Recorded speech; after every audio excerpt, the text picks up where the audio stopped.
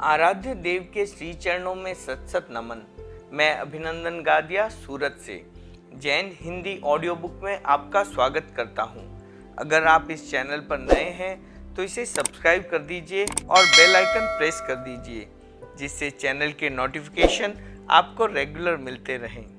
चैतन्य रश्मि कनक प्रभा साध्वी कनक श्री जी, प्रकाशक जैन विश्व भारती लाडनू, नेतृत्व रश्मि, मंगल पाठ का चमत्कार।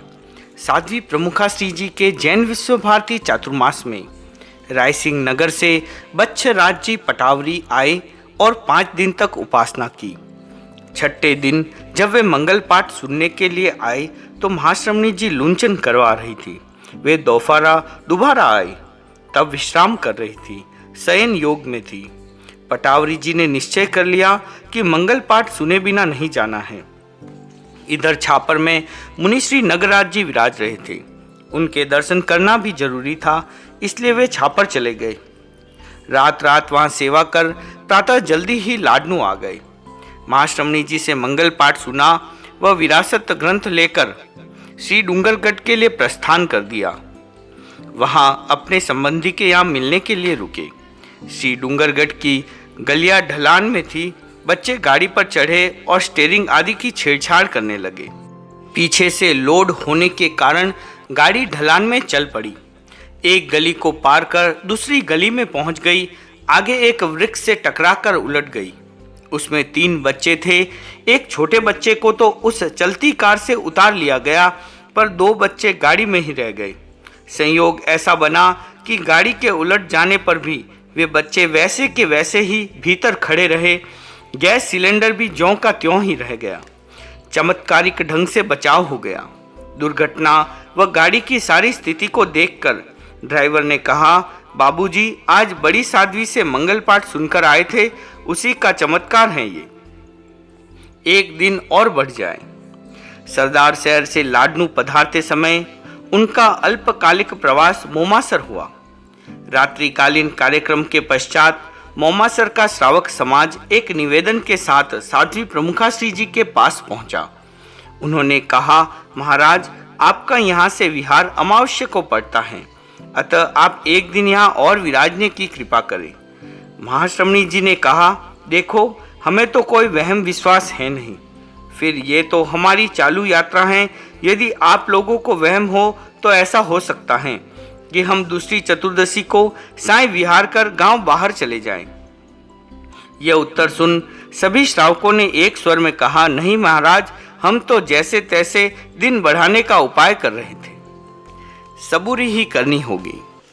इसी यात्रा में उनका अल्पकालीन प्रवास बिदासर में हुआ। बिदासर की श्रद्धालु जनता ने पुरजोर प्रार्थना की कि यहाँ प्रवास के 2 दिन और बढ़ा दिए जाए। प्रार्थना के स्वर हट का रूप लेने लगे। माहौल ऐसा बन गया मानो अभी 2 दिन फरमा देने चाहिए। साध्वी प्रमुखा श्री जी मौन व मुस्कान के साथ सबकी भावना सुनती रही। तत्पश्चात अपना निर्णय सुनाते हुए कहा, आप लोगों की बलवती भावना को देखकर मेरी भी भावना होती है। मैं आप लोगों की भावना की कद्र करती हूँ, सम्मान करती हूँ, पर इस बार तो सबूरी ही करनी होगी। सारी सभा उनकी निर्णायक क्षमता के साथ जनता की भावनाओं को परोटने की कला से भी प्रभावित हुई। अभाव में प्रभाव। श्री कन्हैयालाल जी छाजेड़ पूज्य गुरुदेव के दर्शन कर हिसार से आए। हिसार के समाचार सुनाते हुए उन्होंने कहा, महाश्रमणी जी वहाँ आपका अभाव सबको महसूस हो रहा है। पास में सुजानगढ़ का एक युवक राजू गीड़िया बैठा था। उसने तत्काल टिप्पणी करते हुए कहा, वहाँ अभाव महसूस होता होगा, यहाँ तो सब प्रभाव ही महसूस कर रहे हैं। दर्शन चिकित्सा। सुजानगढ़ यंग्स क्लब के विशिष्ट कार्यकर्ता श्री गिरधारी शर्मा महाश्रमणी जी के दर्शन करने आए। दर्शन करते समय वे चरण स्पर्श करने झुके। एक भाई ने कहा, इनको टच नहीं करना है, छूना नहीं है। पास ही बैठे श्री देवेंद्र बोले, महाराज स्पर्श चिकित्सा आज का काफ़ी चर्चित विषय है। हमारा भी मन होता है कि आपका व साध्वी श्री पन्ना जी का चरण स्पर्श करें, पर संज्ञेय विधि के अनुसार भावना को रोकना पड़ता है। हम लोग इस सहज चिकित्सा से वंचित रह जाते हैं। साध्वी प्रमुखा श्री जी ने नया चिंतन प्रस्तुत करते हुए कहा, केवल स्पर्श चिकित्सा ही नहीं होती, दर्शन चिकित्सा भी होती है। आंखों की किरणों का स्पर्श चिकित्सा का कार्य करता है। सब नतमस्तक थे महाश्रमणी जी की सदस्फुरित मनीषा के प्रति। व्रत पालन की शक्ति। छोटू को गुस्सा आता था, गुस्से में वह भाभी के सामने बोलने भी लग जाता था। चंद्रेश ने महाश्रमणी जी से यह बात निवेदित की, तब उन्होंने छोटू को प्रेरित करते हुए कहा, क्यों भाई, गुस्सा छोड़ सकते हो? वह मौन रहा। उन्होंने कहा, तुम एक काम करो, यदि गुस्सा आ जाए तो सामने नहीं बोलना है। छोटू ने खड़े होकर तत्काल 7 दिन का संकल्प कर लिया। 7 दिन पूरे हुए, वह दर्शन करने आया। एक साध्वी जी ने पूछा, छोटू, इन 7 दिनों में गुस्सा तो नहीं किया? भाभी के सामने तो नहीं बोले? इतने में चंद्रेश ने कहा, इस दिव्य शक्ति से त्याग किए हैं तो पालन की शक्ति भी स्वतः आ जाती है। 8 के ठाट। छापर की श्राविका श्रीमती तीजू देवी ने 100 वर्ष की संपन्नता के उपलक्ष्य में तपस्या प्रारंभ की। तपस्या के 8वें दिन साध्वी प्रमुखा श्री जी उनको दर्शन देने पधारी। उन्होंने उत्कृष्ट भावों से संथारे की मांग की। उन्होंने पूज्य गुरुदेव का स्मरण किया, फिर अवसर देखकर अरिहंत सिद्ध व गुरु की साक्षी से उच्च स्वर में संथारा पचकाया। संथारे का प्रत्याख्यान करवाकर वे कालू कल्याण केंद्र पधारी। वहां उपस्थित श्रावकों ने संथारे की बात सुनी तो उनमें से एक श्रावक बोल उठा, यहाँ तो 8 के ठाठ है। 8वें आचार्य पूज्य कालूगणी की जन्मभूमि, वहां तेरापंथ धर्म संघ की 8वीं साध्वी प्रमुखा ने 8 की तपस्या में श्राविका तीजू देवी को अनशन करवाया और वर्तमान में हमारे सेवा केंद्र में भी 8 संत स्थित हैं। अतः हमारे यहाँ तो 8 के ठाठ है। स्वर्ग से भी सेवा करें। आचार्य प्रवर श्री महाप्रज्ञ का विदासर प्रवास। युवाचार्य श्री महाश्रमण जी साध्वी श्री लिच्छमा जी को संथारा पचकाने साध्वियों के प्रवास स्थल पधारे।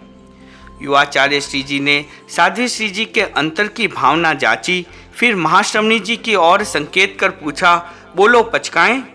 उसी समय साध्वी श्री सूरज कंवर जी ने कहा, गुरुदेव कृपा कराएं। महाश्रमणी जी का अपूर्व संयोग है, इनकी संप्रेरणा अपूर्व है। तब साध्वी इंदू जी लाडनू ने कहा, युवाचार्य वर, इनकी हम सब पर अत्यंत कृपा दृष्टि है। मैंने 4 साध्वी प्रमुखा को देखा है, महासती कान कंवर जी, महासती झमकू जी, महासती लाडा जी व साध्वी प्रमुखा श्री कनक प्रभा जी, पर इनका जो आत्म भाव कृपा दृष्टि हम साध्वियों को मिल रही है वह अद्भुत है। युवाचार्य श्री, मैं तो सबसे कहती हूँ कि इन्होंने हम सब की इतनी सेवा की है तो हमारा कर्तव्य है कि स्वर्ग में जाकर भी हम सभी इनकी सेवा करें। युवाचार्य श्री मुस्कुराने लगे। प्रभाव चरण स्पर्श का।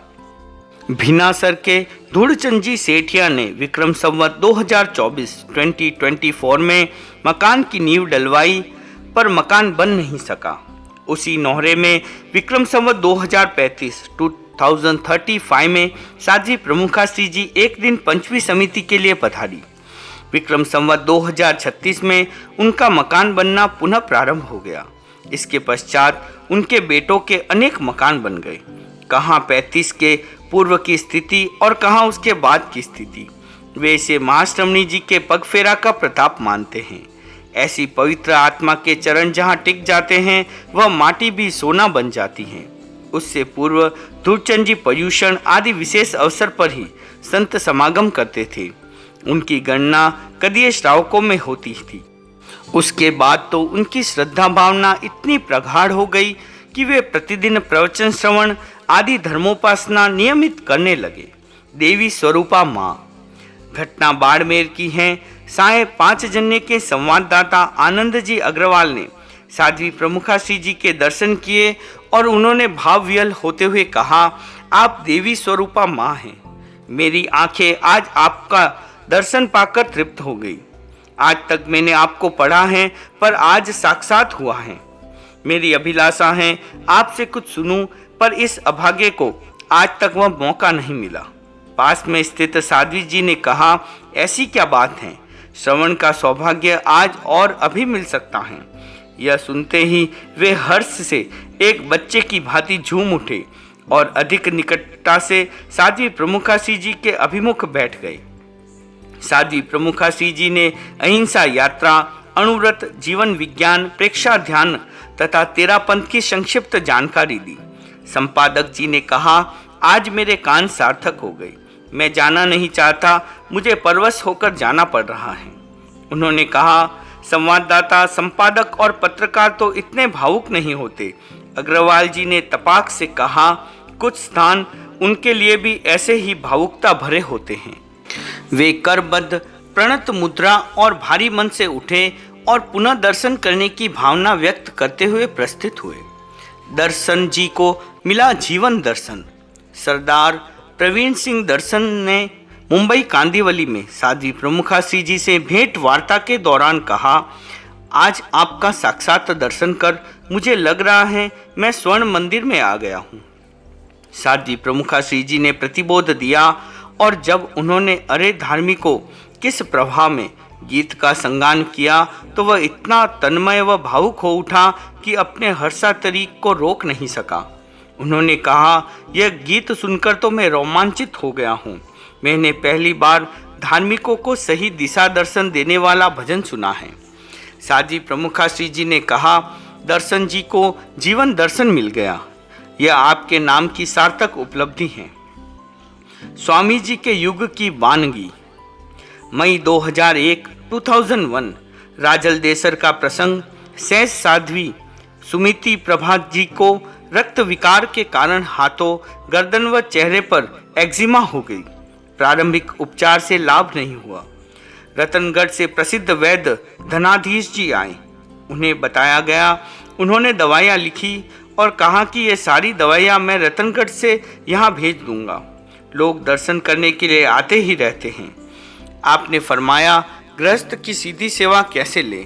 मैं 2 साध्वियों को यहाँ से दवा लेने भिजवा देती हूँ, वे लेकर आ जाएंगी। आपके निर्देशानुसार साध्वी विभाश्री जी एवं एक अन्य साध्वी जाने के लिए तैयार हो गई। उस समय आदर्श साहित्य संघ के प्रबंधक श्री कमलेश चतुर्वेदी खड़े थे। उन्होंने जब ये वार्ता सुनी तब अपनी प्रतिक्रिया व्यक्त करते हुए कहा, महाराज, यह तो स्वामी जी के युग की वानगी है। आपने आज एक अच्छा उदाहरण पेश किया है। जय हो आपकी। घर दूर हैं तो क्या हुआ? गंगा सैर महोत्सव की बात है। शिखरचंद जी सुराणा की फैक्ट्री में लुंकार बनते हैं। एक दिन वे लुंकार कंबल लेकर साध्वियों के प्रवास स्थल पर आए। लुंकार की जरूरत भी थी। उन्होंने साध्वी प्रमुखासी जी को निवेदन किया। आपने पूछा, यहाँ क्यों लाए हैं? वे बोले, मेरे यहाँ तो ये बनते ही हैं, इसलिए दर्शन करने आते वक्त मैं यहाँ ले आया। उन्होंने कहा, शिखर जी, आप तो श्रावक हैं, नियम मर्यादाएं जानते हैं, फिर ऐसा क्यों करते हैं? उन्होंने पुनः निवेदन किया, महाराज, मेरा घर यहाँ से दूर है। आपने तत्काल कहा, घर दूर है तो क्या हुआ? हमें जरूरत होगी तो हम दूध भी लाने जा सकते हैं। आप वहीं भावना भाई, यहाँ हमारे लिए लेकर आना ठीक नहीं है। शिखर जी तत्क्षण नतमस्तक हो गए। भाव विभोर होते हुए उन्होंने कहा, महाराज, आपके इस कथन का मेरे मन पर बहुत असर हुआ है। आप कृपा करवाएं और हमारे घर पधारकर सुपात्र दान का मौका दिलवाएं। मन में लेने की भावना भी नहीं करनी है। राजल देसर मर्यादा महोत्सव की बात है। सूर्यास्त के बाद राम कुमारी जी सरावगी दर्शन करने आए। उनके पास सौल थी। उन्होंने भावना भाई, साध्वी प्रमुखासी जी ने कहा, अब तो रात हो गई है, इसलिए लेना कल्पता नहीं है। राम कुमारी जी ने निवेदन किया, एक बार आप देख तो लीजिए, फिर व्रत कल निपटा देना। आपने फरमाया, देखना तो दूर, मुझे लेने की भावना भी नहीं करनी है। बहुत सारी साध्वियाँ आपके उपपात में बैठी थी, सब अवाक थी। राजकुमारी जी बोले, आपकी बात सुनकर मुझे बेहद प्रसन्नता हुई। हमारी मर्यादा यही कहती है, गोचरी करने का भाव नहीं है। बीकानेर में साध्वी प्रमुखासी जी ने रात्रि प्रवास बंसीलाल जी सुराणा के बंगले में किया। सायकाल गोचरी वहीं की। प्रातः विहार से पूर्व उन्होंने गोचरी की भावना भाई। साध्वी प्रमुखासी जी ने फरमाया, कल गोचरी की थी ना? सुराणा जी ने कहा, कल रसोई में की थी, आज हम यहाँ बाहर खा लेंगे। कृपा करके आप व्रत निपजाएं। आपने फरमाया, क्या हमेशा यहाँ ही खाते हैं? उन्होंने सकुचाते हुए कहा कि आज सभी यहाँ नाश्ता कर लेंगे। आपने फरमाया, आप कहीं नाश्ता करें, पर हमारे यहाँ गोश्ती करने का भाव नहीं है। इतने में ही उनकी लड़की टिफिन लेकर आई। उसने भिक्षा के लिए निवेदन किया। उन्होंने फरमाया, बेटी, कभी बाप के घर टिफिन लेकर आती है क्या? आती तो नहीं हूँ, किंतु आज आई हूँ, इसलिए गोश्ती का निर्देश दें। उन्होंने कहा, ऐसे कैसे करें? उस समय बंसीलाल जी आदि वहीं खड़े थे। उन्होंने निवेदन किया, महाराज, इस मामले में आप बहुत कड़ी हैं। आपकी इस आचार निष्ठा का मेरे मन पर बहुत प्रभाव पड़ा है। आगे से मैं ऐसी गलती कभी नहीं करूँगा। नारी विकास के नए क्षितिज। तेरापंथ धर्म संघ के इतिहास में महिलाओं के संस्कार निर्माण में साध्वी श्री गंगा जी का श्रम अविस्मरणीय रहा है। महिला समाज को रूढ़ी मुक्त करने में साध्वी प्रमुखा श्री जी लाडा जी का अथक श्रम महिलाओं की सांस सांस और रोम रोम से ध्वनित होता है। साध्वी प्रमुखा श्री कनक प्रभा जी की देन है प्रबुद्ध महिला समाज की संरचना। उन्होंने तेरापंथ धर्म संघ के विशाल साध्वी परिवार का नेतृत्व करते हुए जहां उनके लिए प्रगति के बहुआयामी द्वार उद्घाटित किए हैं, वहीं श्राविका समाज को भी विकास की अछूती ऊंचाइयां प्रदान की हैं। अखिल भारतीय महिला मंडल की लगभग 400 शाखाओं के माध्यम से सुनियोजित कार्यक्रमों द्वारा उन्होंने नारी चेतना को जगाया है। उसे अस्तित्व बोध से लेकर दायित्व बोध तक प्रशिक्षित किया है। स्वस्थ परिवार और स्वस्थ समाज के निर्माण से लेकर पर्यावरण सुरक्षा तक के उपाय बताकर उसे सचेत सावचेत किया है। अपने क्रांत विचारों और सशक्त लेखनी द्वारा नारी जाति की कुंठाओं, अवमाननाओं, शोषण व उत्पीड़न की घटनाओं के विरुद्ध आवाज उठाई है। नारी की नैसर्गिक विशिष्टताओं, क्षमताओं और सेवाओं को उभार कर उसके कद को अपरिमेय ऊंचाइयां दी हैं। दहेज प्रथा, घरेलू हिंसा, तलाक और भ्रूण हत्या के विरोध में न केवल आवाज उठाई है, अपितु समाज का स्वस्थ पथदर्शन किया है। नारी के प्रति समाज और विश्व का नजरिया बदले तथा नारी को स्वतंत्रता, समानता और उचित सम्मान मिले, इसके लिए वे अहर्निश प्रयत्नशील रही हैं। उनकी आवाज आधी दुनिया की आवाज है, ऐसा कभी भी महसूस किया जा सकता है। संयुक्त राष्ट्र संघ के महासचिव तक पहुंचाई आवाज। पूज्यपाद गुरुदेव श्री तुलसी व आचार्य श्री महाप्रज्ञ की पावन सन्निधि में 17 दिसंबर 1995 से 5 दिवसीय अंतर्राष्ट्रीय विश्व शांति व अहिंसा सम्मेलन आयोजित हुआ। जैन विश्व भारती में आयोजित इस सम्मेलन के मुख्य अतिथि संयुक्त राष्ट्र संघ के उप महासचिव श्री जोसेफ वर्नर रीड और संयुक्त राष्ट्र संघ के निरस्त्रीकरण विशेषज्ञ श्री मैनफ्रीड नॉयजेटर थे। प्रथम सत्र की संपन्नता के पश्चात वे पूज्यवरों के सन्निधि में उपस्थित हुए। महत्वपूर्ण विचारों का आदान प्रदान हुआ। गुरुदेव ने फरमाया कि विश्व शांति की दृष्टि से संयुक्त राष्ट्र संघ अच्छा प्रयत्न कर रहा है। महासचिव श्री बुत्रस धाली ने भी इस दिशा में सक्रिय काम किया है।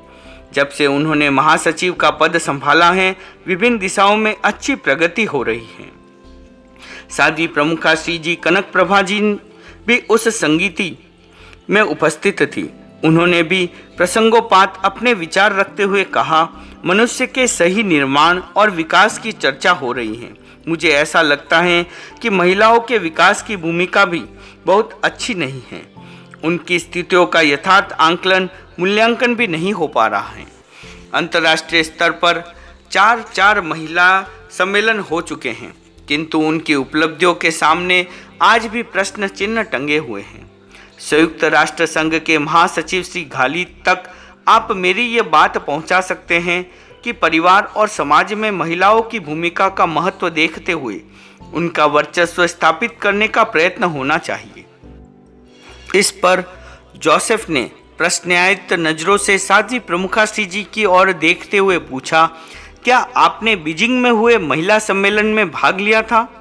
साध्वी प्रमुखा श्री जी कुछ कहे इससे पूर्व ही आचार्य श्री महाप्रज्ञ ने कहा, जोसेफ साहब, बहुत अच्छा हो कि आप एक बार विश्व महिला सम्मेलन यहाँ बुलाएं।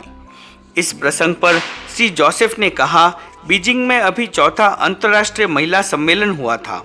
उसमें 50,000 से अधिक महिलाओं ने मिल बैठकर अपने भाग्य को ठीक करने का विचार किया। उनके चिंतन की दिशा बदली। यह वैचारिक क्रांति ही परिवर्तन का आधार बन सकेगी। फिर भी मैं आपके विचारों को घाली जी तक अवश्य पहुंचाऊंगा। राष्ट्र संघ में भी घाली के प्रयत्नों से महिलाएं उच्च पदों पर आसीन हैं और उच्च कोटि के कार्य कर रही हैं।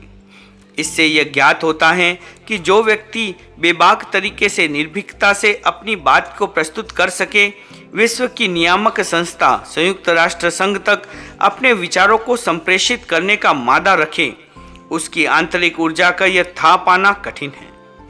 अपनी सोच और ऊर्जा को महिलाओं के सशक्तिकरण में नियोजित कर साध्वी प्रमुखा श्री जी महिलाओं का आत्मविश्वास जगा रही हैं।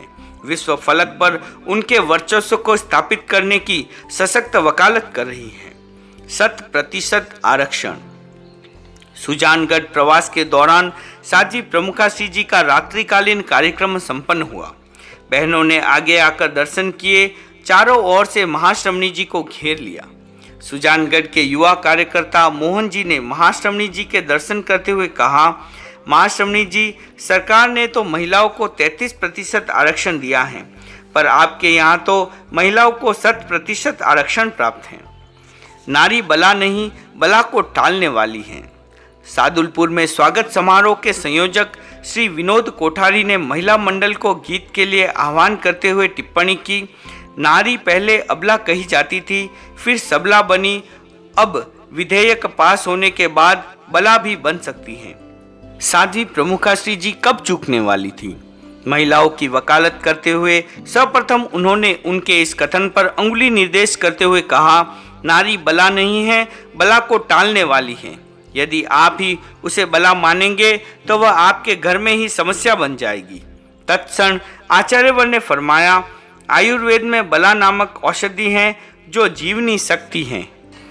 अपनी प्रत्युत्पन्न मेघा से अनेकांत दृष्टि का प्रयोग करते हुए उन्होंने कहा, इस दृष्टि से नारी बला जीवनी शक्ति भी बने और बला को टालने वाली भी बने।